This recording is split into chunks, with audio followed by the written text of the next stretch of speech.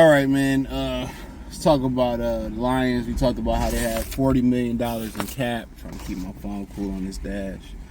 I talked about how they have $40 million in cap room. And a lot of people are saying how they should spend it. You know, I'm more on the side of they probably shouldn't spend it, in my humble opinion. They probably should sit on it and see what happens now. If it's an opportunity to get a big-time edge rusher or a big-time player that's going to help you do it, because you got to remember those extensions going to kick in, and if the NFL keep going the way it go, the cap should continue to go up, but those extensions going to kick in eventually. You always got to pay people. Hutchinson going to be up to get paid and all that stuff.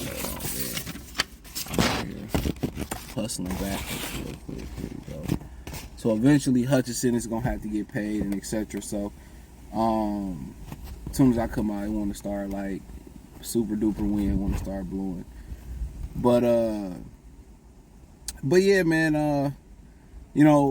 Question is, T. Higgins got a $21 million franchise tag, and do you take a chance on trying to go get T. Higgins and just taking him for a rental year? Now, there comes a day in the NFL where you can't take that tag.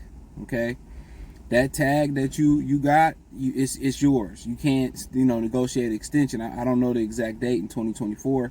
I would guess it's sometime in July, if my memory serves me correctly. And so the Lions just take T. Higgins for a 1-year run. Okay.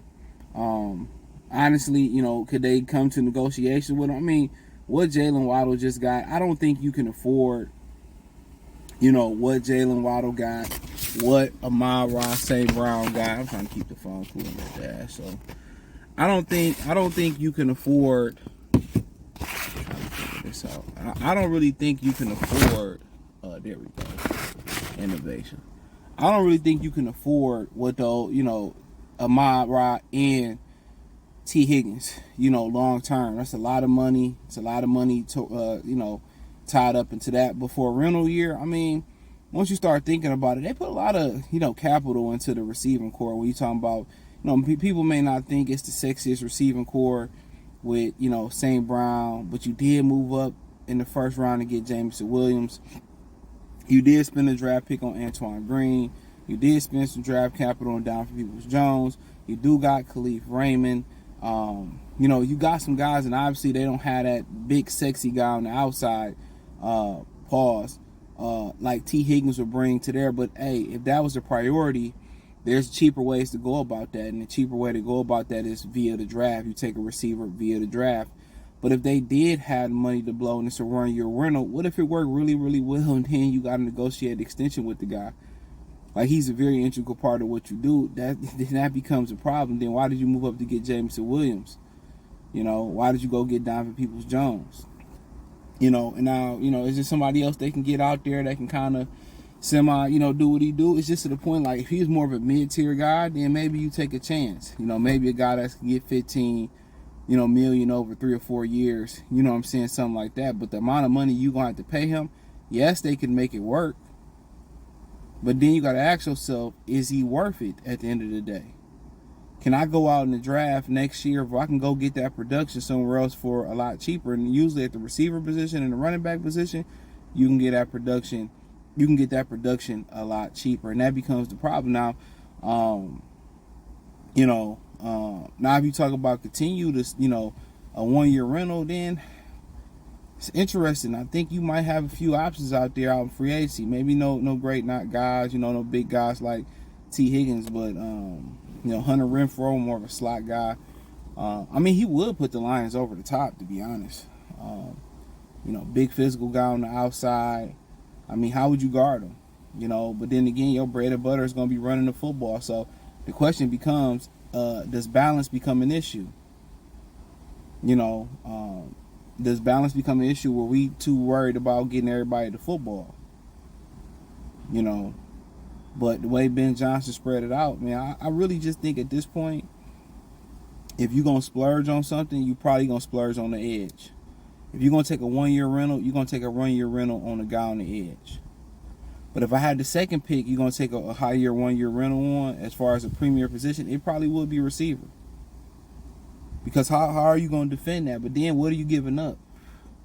A 4th or 5th round pick? Do you give up a Khalif Raymond to get him? I mean, you could do that. You know, no offense to Khalif.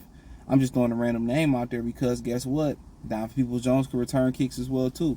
Craig Reynolds can return kicks too. So, I mean, you in a situation, the Vito kid, the running back they got, / safety they got from Utah, he can return kicks and punts too, I believe. So, yeah, you love what Khalif Raymond can do for you. Just a random name, not saying he got to be there, but they really got a loaded offense. What Brock Wright can do in the passing and the blocking game.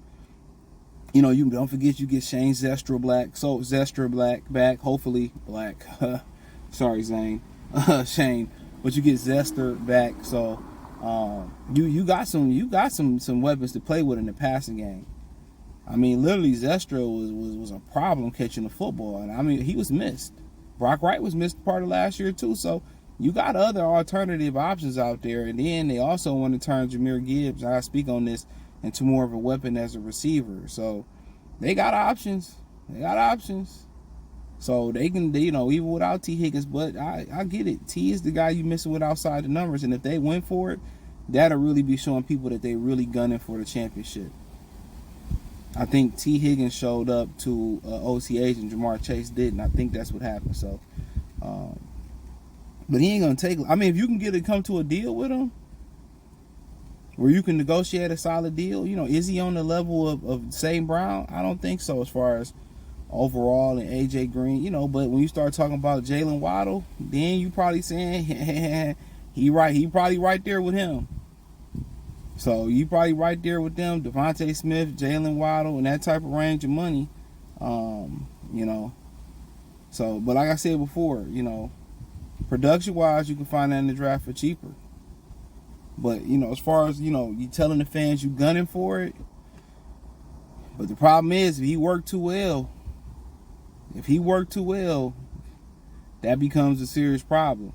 Because then you got to find a way to pay him because now you become dependent on it. And that's why they tell people don't get dependent on, you know, certain things you put in your body like performance-enhancing drugs.